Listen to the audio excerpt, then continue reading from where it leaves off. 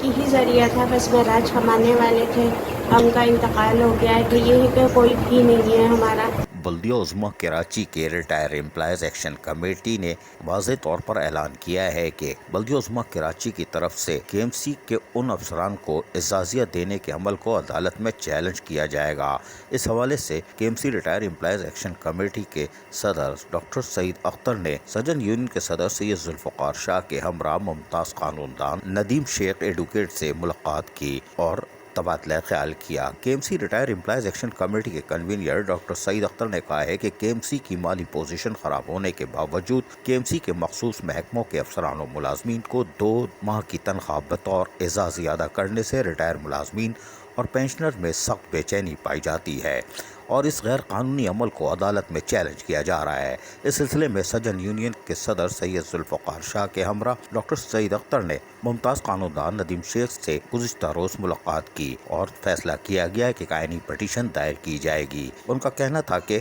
एक जानिब केएमसी की इंतजामिया अदालत में बयान हल्फी दाखिल करती है कि उनके पास पेंशन का इजाफा अदा करने के लिए रकम मौजूद नहीं है, जबकि दूसरी जानिब मखसूस अफसरान बशमूल एडमिनिस्ट्रेटर साबिक Laeeq Ahmed, senior director coordination Khalid Khan ने 2 माह की तनख्वाह बतौर एसाजिया वसूल कर ली है, जो अदालती कार्रवाई के जरिए वापस लेकर 10,000 से कम पेंशन वसूल करने वाले पेंशनर की माहवार पेंशन में इजाफे के लिए इस्तेमाल की जाएगी। इस हवाले से doctor Saeed Akhtar retire employees action committee के सरबराह ने कहा कि जल्द आईनी पटिशन दायर करके अदालत को बताया जाएगा कि अदालत ने वाज़ेह तौर पर सिंध हुकूमत को कहा हुआ है कि रिटायर मुलाजमीन के लिए 4 अरब 26 करोड़ रुपए की अदायगी को यकीनी बनाया जाए, लेकिन ताहाल सिंध हुकूमत उस तरफ भी अमल दरामद नहीं कर पा रही है और रिटायर मुलाजमीन गुज़िश्ता 5 साल से बेचैन है। मुंतखब नुमाइंदे भी आए, लेकिन उन्होंने भी इख्तियारात का रोना और फंड्स का रोना रोया, लेकिन आज अदालती फैसलों पर भी अमल दरामद नहीं किया जा रहा। अजीज आरिफ, KBS बल्दिया टीवीएस कराची।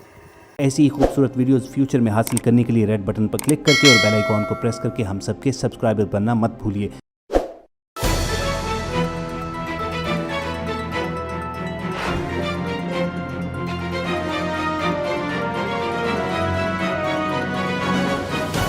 KBS बल्दियाती न्यूज़।